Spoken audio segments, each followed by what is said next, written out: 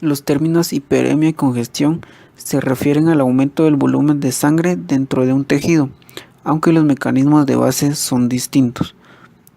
La hiperemia es un proceso activo que se debe a la dilatación arteriolar con aumento del flujo sanguíneo, como sucede en los focos de inflamación o en el músculo esquelético durante el ejercicio.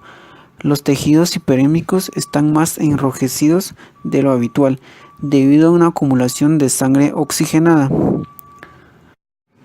La congestión es un proceso pasivo secundario a la alteración de la salida del flujo venoso de un tejido.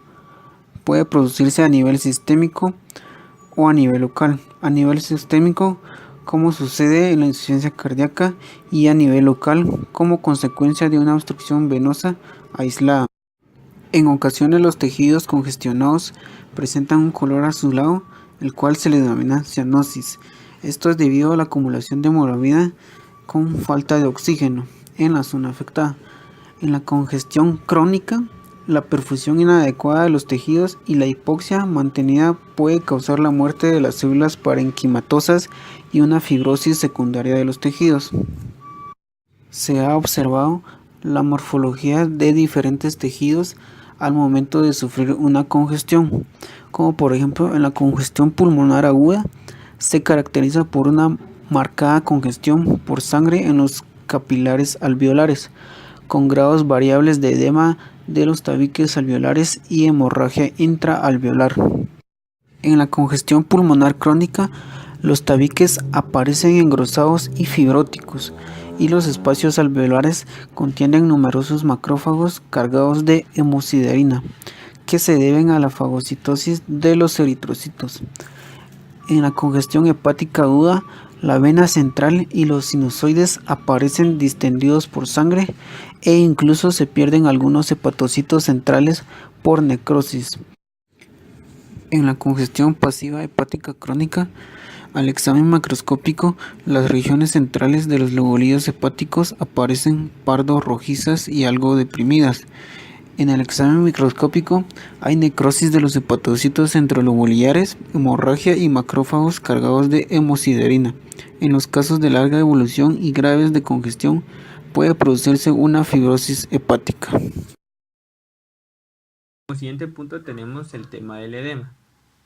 El edema se define por una acumulación de líquido intersticial en los tejidos. Se puede clasificar por un aumento de la presión hidrostática, por una reducción de la presión osmótica al plasma, por una obstrucción linfática y por último por una retención de agua y de sodio. El aumento de la presión hidrostática se define como los incrementos locales de la presión intravascular que pueden deberse a alteraciones del retorno venoso. En la reducción de la presión osmótica al plasma, la albúmina representa casi la mitad de todas las proteínas plasmáticas. Cuando se pierde la albúmina de la circulación o se sintetiza en cantidades inadecuadas, son causas frecuentes de reducción de la presión osmótica del plasma.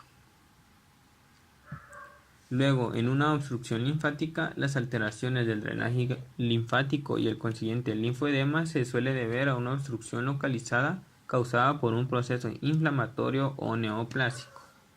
Por último, está la retención de agua y de sodio.